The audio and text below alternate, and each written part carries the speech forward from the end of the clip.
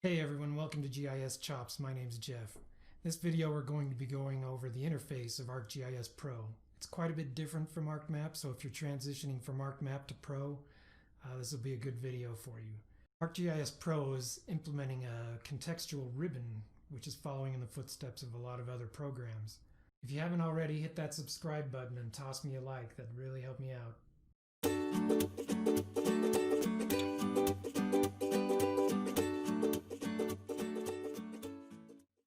When you launch Pro, you're going to begin on the Start page. Now I know what you're thinking, the Start page, that's pretty boring. I found a few things that you might not know about the Start page. First of all, if you don't like it or you absolutely hate it, you can change a setting that will skip it, but I find the Start page helpful and I'll tell you why in a minute. To disable the Start page, you go to the Settings gear in the lower left corner, which opens up the Project page. From there, hit the Options tab, then the General tab under the Application heading. Expand the Start ArcGIS Pro line and choose one of these other options. You can start without a project template or with a default project. The reason I like the Start page is because it gives me all of the options with just one click. Let's cancel this and get back to the Start page. The section on the left of the Start page has any recent projects that you've had open. Or if you just installed Pro, this area is going to be blank. I have two recent projects here, my map project and delete this project. Here's one of those tips I didn't know about until I did this video. You can remove a project from this list by right-clicking it and selecting Remove Project from List. To open one of your recent projects, just click it once. That's going to be true for any of the other stuff on the Start page. You don't have to double-click anything. Everything here works like a hyperlink. One other handy feature in the recent project area, if you hover over a project, you have the option of pinning it to the recent project list. In the middle of your screen is where you can open a new blank project. There are blank templates that Esri has created, or recent templates that you have created on the right. I have one template here called My Map Template. The four templates provided by Esri are a blank map template, a blank catalog template, then a 3D globe scene, and a 3D local scene. The last choice is Start Without a Template. This option takes you directly to Pro with an unsaved blank project. If you choose one of the other four, Pro immediately asks you for a project name and a location to save the project. As you can see, the default location for projects is in your Documents ArcGIS Projects folder. I'll cancel this and show you what happens if you choose Start Without a Template. Pro fires up a blank project, which you can start adding things immediately. Let's just add a blank map.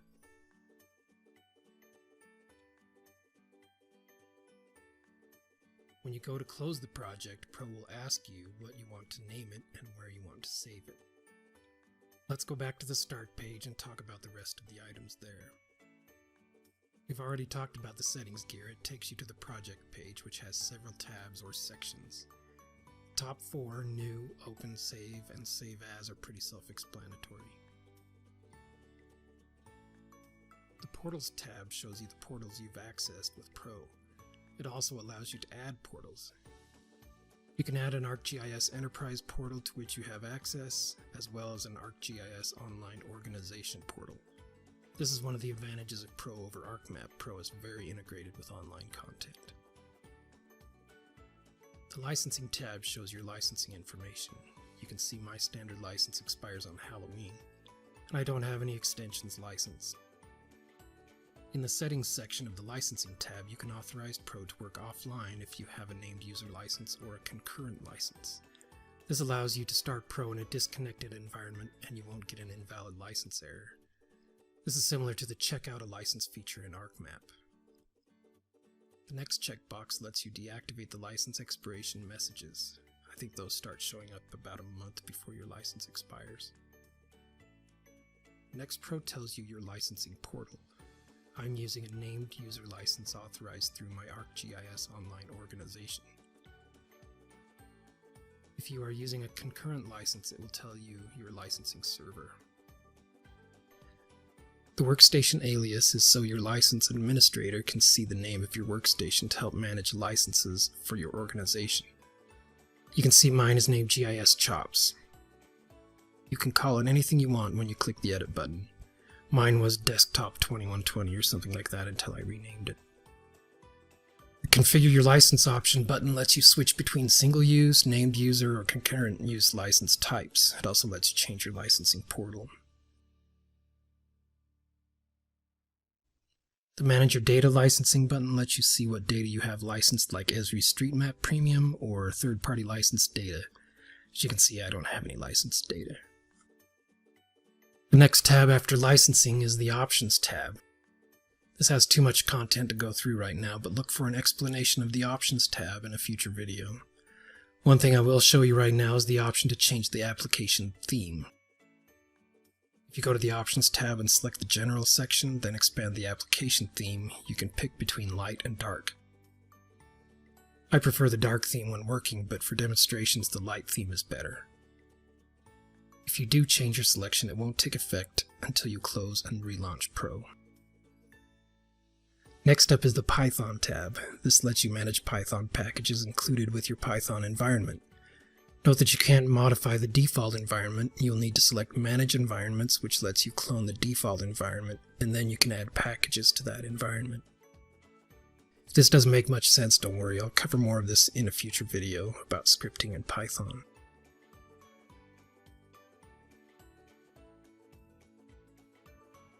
And the last thing we're going to talk about in this video is the Add-in Manager. Add-ins are customizations or mini extensions for Pro. They open up functionality that isn't available with the base installation. Add-ins can be written by Esri or third-party, or even you. You can see I have one add-in installed called the ArcGIS Solutions Deployment Tool. This is a very handy add-in if you haven't heard of it. The rest of the tabs on the project page are pretty common with other software, so we will skip them and move on to the main application. I guess I lied. That's not the last thing I'm going to talk about in the video, just the last thing about the project page. Let's open my project that I have in my recent projects area.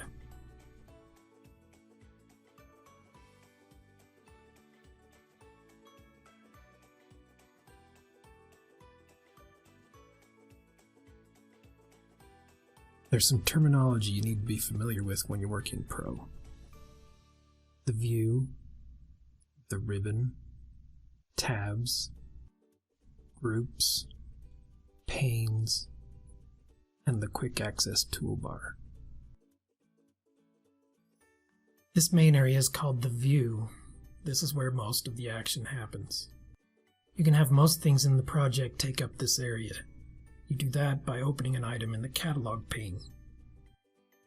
Which brings us to these smaller areas on the sides. They're called panes. Look for a future video on working with panes. Pro utilizes a contextual ribbon, shown here. Depending on what you're working with, the ribbon will change to show tools that are specific to that item. It also helps you out by highlighting some of them in a bright color. Let's make my map active. You can see the ribbon change to make tools common to working with a map more accessible. If we select a layer in the Contents pane while a map is active in the view, new tabs appear that apply to the type of layer selected.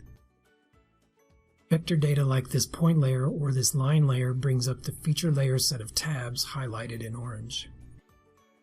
Or if I select this raster layer, that will bring up the raster layer set of tabs highlighted in what I'm going to call rows, I guess. And let's not forget about tables. Selecting a table reveals the standalone table group. This group has a very lonely data tab, also in orange.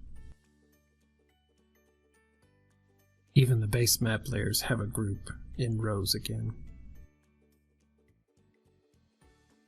Each tab is divided into groups. Each group has a set of tools or commands. Each group is labeled at the bottom and divided by vertical lines. If you see this little symbol in the lower right corner of a group, that means you can click it and a special window dealing with that group will open up. It's usually a link to that tab in the ArcGIS Pro Options window.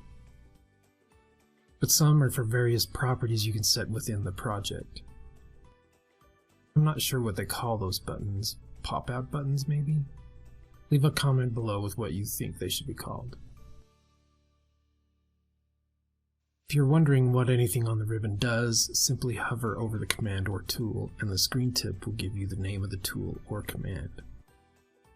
It'll also give you a brief explanation of what it does, and as a bonus, a keyboard shortcut if there is one. Well, I think that covers the ribbon. Esri has been touting the ribbon as a big time-saving interface that brings more tools and commands to the forefront without having to have multiple toolbars open and cluttering up your workspace. Kind of on the fence about that, and it's probably just because I don't know where everything is yet.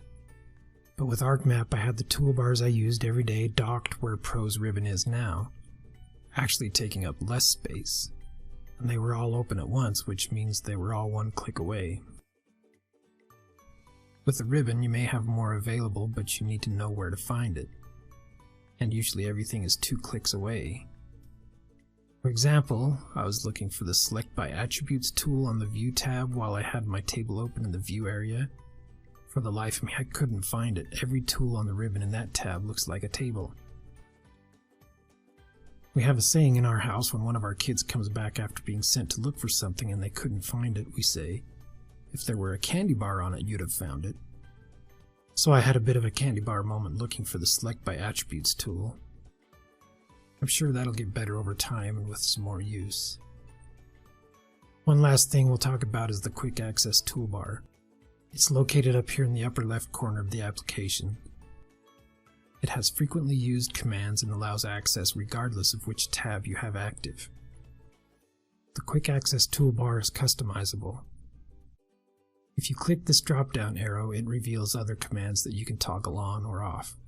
You can also customize the Quick Access Toolbar, but we'll leave that for another video. Well, that does it for the introduction to the ArcGIS Pro interface. I found the best thing to do when learning a new environment is just to mess around with it. Start playing with layers and different settings and tools, see what they do. Do it in a safe environment that's not going to wreck anything. I hope you were able to learn something new from this video. I've helped you on your journey to get some GIS chops of your own. Let me know in the comments of some topics you'd like to see covered in a new video. Don't forget to subscribe and like this video. Ring that bell so you get notified of any new videos. And share it with your colleagues and friends. Thanks.